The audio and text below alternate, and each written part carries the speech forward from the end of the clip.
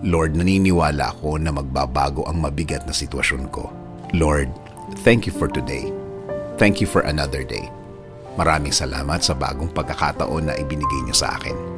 Maraming salamat, Lord, kasi alam ko maraming magandang pangyayari ang mangyayari sa araw na ito. Alam ko na puno ng pagpapala ang araw na ito. Maraming magagandang pangyayari ang ibibigay niyo sa akin. Alam kong patuloy ang pagbibigay niyo ng magagandang bagay sa aking buhay. Mas maayos at mas tama kaysa sa mga nagdaang mga araw. I am giving and submitting everything to you, Lord. Ikaw na ang bahala sa aking araw-araw. Patuloy mo akong i-lead sa aking buhay. Patuloy mo akong bigyan ng guidance. Alam kong patuloy mong ilalagay ang mga bagong opportunity sa aking buhay, Lord. Sa iyo ako palagi titingin. Sa iyo palagi ako magfo-focus. At hindi sa mga mahihirap na nararanasan ko.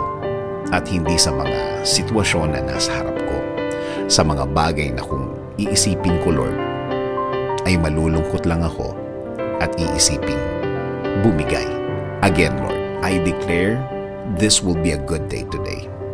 It will be better than yesterday. Compared sa mga dumaan na mga araw, compared sa mga nangyari noong mga nakarang araw at panahon. Salamat sa laging pagbibigay ng mga bagong pagkakataon, sa mga new chances, sa mga second chances. Sa plano niyo ako titingin palagi, sa magandang finished product ng plano niyo sa akin. Patuloy niyo akong proteksyonan, patuloy niyo akong i-bless, Lord. Patuloy niyong ilagay ang mga tamang opportunities sa aking way. Patuloy niyo pong ilagay ang mga tamang impluensya sa aking mga dinadaanan, Lord. Sa aking mga dadaanan, Lord. Itinataas ko din sa inyo ang aking pamilya. Patuloy niyo din silang alagaan. Ilayo niyo po sila sa mga masasama, mga taong may maitim na balak sa kanila at sa akin, Lord. Patuloy niyo silang i-bless ng mga pangangailangan nila, Lord. Pati po ang aking bayan. Kayo na din po ang manguna sa aming bayan.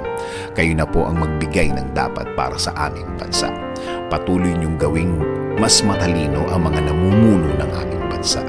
Patuloy niyo pong i-bless ang Pilipinas. Kayo na po ang bahala sa aking buhay. Kayo na po ang bahala sa aking mga gagawin sa araw na ito.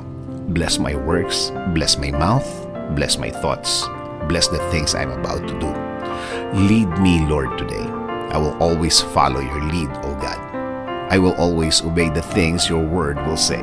Kayo na po ang manguna sa akin ngayon at sa mga panahong darating. Salamat, salamat, Lord, sa inyong kabaitan. Patawarin niyo po ako sa mga nagawa akong mali. Alam ko po na kayo po ang Diyos na laging nagbibigay ng second chances sa buhay na ito. In Jesus' name I pray. Amen. Sabi nga sa Proverbs 10:22, the blessings of the Lord makes rich, and He adds no sorrow with it.